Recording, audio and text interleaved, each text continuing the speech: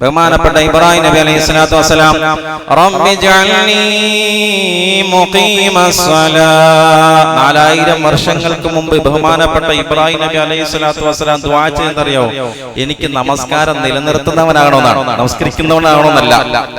റബ്ബി ജഅൽനി മുഖീമസ്സലാ വമിൻ ദുർരിയതി.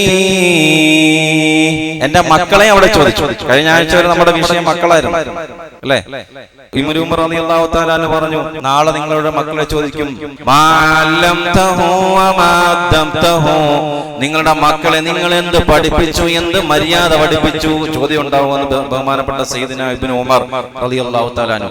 ബഹുമാനപ്പെട്ട ഇബ്രാഹിം നബി അലൈഹി സ്വലാത്തു വസ്സലാം 4000 വർഷങ്ങൾക്ക് മുമ്പ് ചോദിച്ച ഒരേ ചോദ്യം, ഞാനും എന്റെ സന്താന പരമ്പരയിൽ നിസ്കാരം നിലനിർത്തുന്നവരായിരിക്കണമെന്നാണ്, അല്ലാതെ നിസ്കാരക്കാരായിരിക്കണമെന്നല്ല.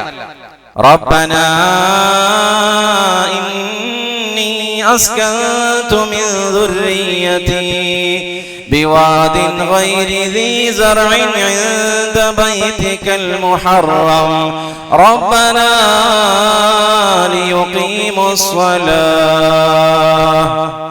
റബ്ബനാ റബ്ബേ ഇന്നി അസ്കൻതു മിൻ ദുർരിയതി ബിവാദിൻ ഗൈരി ദീ സർഇൻ, എൻ്റെ ഭാര്യയെയും സന്താനത്തെയും ഞാൻ കൊണ്ടുവന്ന് ഇവിടെ കഅബയുടെ അടുക്കൽ പാർപ്പിച്ചു എന്ന് ഖുർആൻ. ചിലർ പറയും പാർപ്പിച്ചു, ഇബ്രാഹിം നബി ഉപേക്ഷിച്ചിട്ട് പോയെന്ന് പറയുന്നു.